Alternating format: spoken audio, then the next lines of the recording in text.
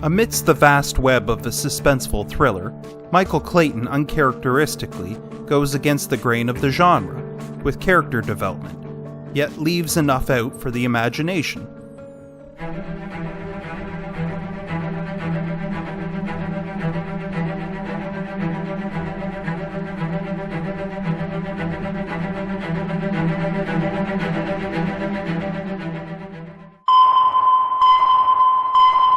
Canada be damned. I'm going to the Klondike. The Klondike is Canada. Giorgio, you be doing just fine, brother. Mysteries, thrillers, or perhaps a hybrid of the two, has got to be my favorite genre of film. I simply love following the characters as they piece together exactly what's going on. If it's done well, it can be both surprising and enjoyable. The best of these, at least in my opinion, tend to be the ones which throw everything at you. Its numerous layers of details in the plot may be too much for one viewing, yet that's what makes it rich and top tier. Michael Clayton, no doubt, fits this category like a glove.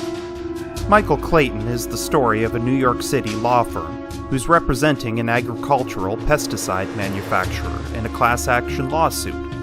When one of the firm's attorneys has a psychological episode, Michael Clayton is asked to come in and tidy up the mess. During his cleanup, Clayton begins to unravel a mystery filled with deception and conspiracy that not only threatens him, but also those closest to him. The title character is played by George Clooney, and it is, perhaps, the most overlooked or forgotten character he's played. I suspect this has more to do with the film itself, as opposed to Clooney's performance. And I say that because his portrayal is more nuanced than I think most give him credit for. Sure enough, there's that unmistakable confidence Clooney has from his other films like the Ocean's Trilogy, Out of Sight, or Burn After Reading. But unlike those, there's no charm here. Now, I don't mean that as an insult. What I mean is that the character of Michael Clayton is a powerhouse. He's not looking to sell or woo you. He's merely trying to fix whatever problem he's presented with. In other words, he's trying to put your mind at ease, not seduce you. As good as this feels, you know where it goes. No, you're wrong. I mean, what makes this feel good is that I don't know where it goes. How do I talk to you, Arthur? So you hear me. Like a child? Like a nut? Like everything's fine? What's the secret? Because I need you to hear me. You're not going to be one of these people that goes through life wondering why shit keeps falling out of the sky around them. I know that. I know it. Okay? For all of his confidence, this does not mean the character of Michael Clayton is ironclad against all things. There are several moments throughout the film where he loses his cool, or is completely unsure of what to do. In most of those cases, it is the decisions he has to make with his personal life that get the better of him. This brings me to the strongest aspect of Michael Clayton, juggling the personal and the professional. The film cleverly weaves the character development through both the plot and subplots. If you were to map it out on a chart, it might seem overly convoluted, but in practice, it flows quite nicely in a way that's easy to follow. For example, Clayton's overly invested in his work and is disinterested in his son's book. It is picked up by his co-worker Arthur, and in turn, it circles back and influences Clayton's work.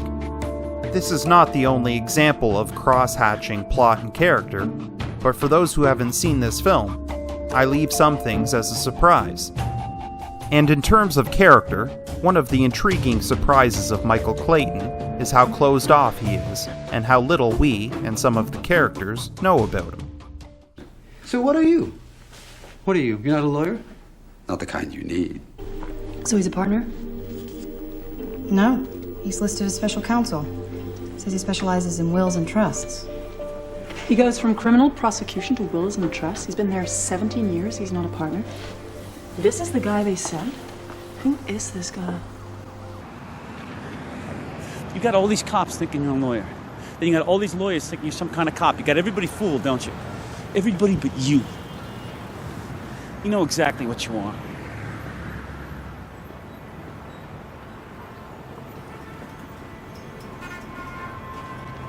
He plays his cards close to the chest and reveals very little of himself. This business-first display illustrates the illusion of power and efficiency Michael Clayton has, without forgoing his ego by making things personal. In retrospect, Tilda Swinton's character of Karen Crowder is absolutely great. Unlike much of Swinton's more modern work, which frankly seems over the top in a Jared Leto type of way, Swinton brings Karen Crowder back to earth in an entirely grounded way. Crowder feels ambitious and cold in a very real-world corporate sense. She's entirely business-minded, and there's no empathy with anything outside of the corporate setting. Look, his wife was sick and she died last year. His daughter doesn't talk to him. He's all alone. All he does is your case. Come on, Karen, you didn't hire this guy because of his low-key regularity. You hired him because he's a killer and because he's brilliant and because he's crazy enough to grind away on a case like this for 6 years without a break. Excuse me, we pay for his time. I thought you wanted an explanation.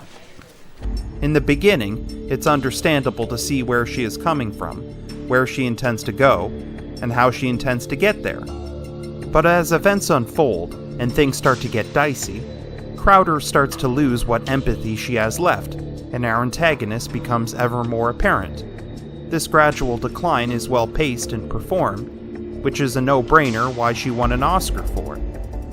And while we're talking about great performances, I couldn't, in good conscience, leave out Tom Wilkinson. Playing Arthur Edens, the manic-depressive lawyer, Wilkinson's certainly running on all cylinders.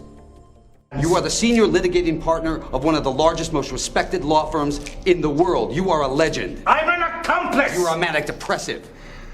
I am Shiva, the god of death. With the character of Arthur, the performance calls for something big, by the nature of his mental illness. However, it also requires a level of intelligence to show he's more sophisticated than merely being sick. I have no criminal record in the state of New York, and the single determining criterion for involuntary incarceration is danger. Is the defendant a danger to himself or others? You think you got the horses for that? This combination is well balanced and doesn't feel overshadowed by an actor's ego. Like Swinton, Wilkinson's Arthur feels realistic and grounded.